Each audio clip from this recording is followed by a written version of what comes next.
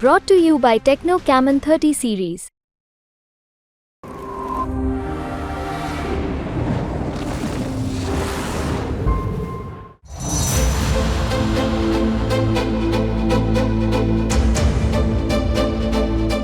तीन परमवीर चक्र, 10 अशोक चक्र, 30 महावीर चक्र और 100 से भी ज्यादा दूसरे मेडल्स। ये है परिचय गोरखा रेजिमेंट का। मौत के आगे भी खुखरी निकालकर खड़े होने वाले गोरखा सैनिकों की वीरता और युद्ध कौशल की कहानियां सदियों से सुनी जाती आ रही हैं। लेकिन हाल ही के कुछ सालों में नेपाल की राजनीतिक स्थिति और भारत नेपाल के रिश्तों में बदलाव आने से गोरखा भर्ती पर सवाल खड़े हो गए हैं। ऐसे में एक तरफ परंपरा और वफादारी का सवाल है तो दूसरी तरफ डिप्लोमेसी का। आखिर गोरखा भर्ती का भविष्य क्या होगा? दरअसल भारतीय सेना में गोरखा रेजिमेंट की शुरुआत 19वीं सदी में अंग्रेजों के राज के दौरान हुई थी। 1815 में सुगौली संधि के बाद ब्रिटिश ईस्ट इंडिया कंपनी ने नेपाल के गोरखा सैनिकों को भर्ती करना शुरू किया था। आजादी के बाद भी भारतीय सरकार ने इस परंपरा को जारी रखा। गोरखा सैनिकों की बहादुरी को देखते हुए उन्हें कई युद्धों में अहम भूमिका दी गई, चाहे वो दूसरा विश्व युद्ध हो या कारगिल का युद्ध। गौरतलब है कि आज भारतीय सेना में गोरखा रेजिमेंट में 60% नेपाली गोरखा और 40% भारतीय नागरिकता वाले गोरखा हैं।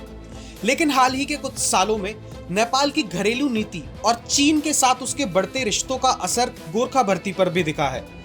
भारत सरकार की तरफ से लाई गई अग्निपथ योजना, जिसके तहत कम अवधि के लिए सैनिकों को भर्ती किया जाता है, को नेपाल सरकार और संभवित गोरखा सैनिक ने विरोध किया है।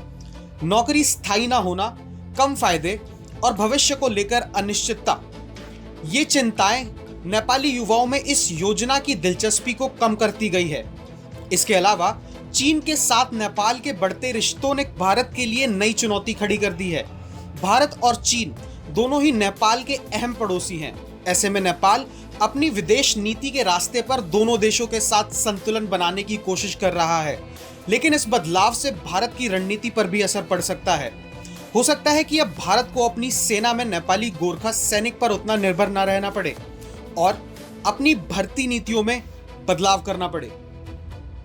गोरखा भर्ती का मुद्दा सिर्फ सेना से जुड़ा नहीं है, बल्कि ये सामाजिक और राजनीतिक रूप से भी अहम है। गोरखा सैनिक नेपाल में गर्व और सांस्कृतिक विरासत का प्रतीक माने जाते हैं। भारत की इस परंपरा में किसी भी तरह का बदलाव भारत नेपाल रिश्ते को प्रभावित कर सकता है। नेपाल के युवा अब दुनिया भर के अवसरों को समझते हैं और अपनी राष्ट्रीय पहचान पर भी ज्यादा जोर देते हैं। इसलिए हो सकता है वो इस परंपरा को पिछली पीढ़ी से अलग नजरिए से देखें। अग्निपथ योजना को लेकर नेपाली युवाओं में उत्साह कम होना भारत के लिए एक संकेत है। इससे ये साफ होता है कि भारत को नेपाल के साथ मिलकर ज्यादा बातचीत करने की जरूरत है। भर्ती होने वाले युवाओं की चिंता दूर करना, उन्हें उचित फायदे देना और नेपाल की राष्ट्रीय भावनाओं का सम्मान करना जरूरी है। तभी भविष्य में भर्ती का एक मजबूत मॉडल तैयार हो पाएगा। इस जटिल मुद्दे को सुलझाने के लिए भारतीय सेना और सरकार को कई तरीके अपनाने होंगे। सबसे पहले नेपाल के साथ रणनीतिक वार्ता कर चिंताओं को दूर करना होगा और आपसी फायदों को मजबूत करना जरूरी है। दूसरा, अग्निपथ योजना का फिर से मूल्यांकन कर इसमें बदलाव किया जा सकता है ताकि गोरखा युवाओं को ज्यादा से ज्यादा आकर्षक लगे। इस तरह परंपरा को बनाए रखते हुए आधुनिक जरूरतों को भी पूरा किया जा सकता है। इसके साथ ही भारत उन इलाकों से गोरखा सैनिकों की भर्ती करना शुरू कर सकता है जहां पहले से ही नेपाली समुदाय के लोग रहते हैं। उदाहरण के लिए भारत के कुछ इलाकों में गोरखा समुदाय की बड़ी संख्या रहती है। वहां से भर्ती करना न सिर्फ युद्ध कौशल की परंपरा को बनाए रखेगा, बल्कि कुछ हद तक बदलते हुए अंतर्राष्ट्रीय रिश्तों की चुनौती को भी कम करेगा। ब्यूरो रिपोर्ट, भारत तक।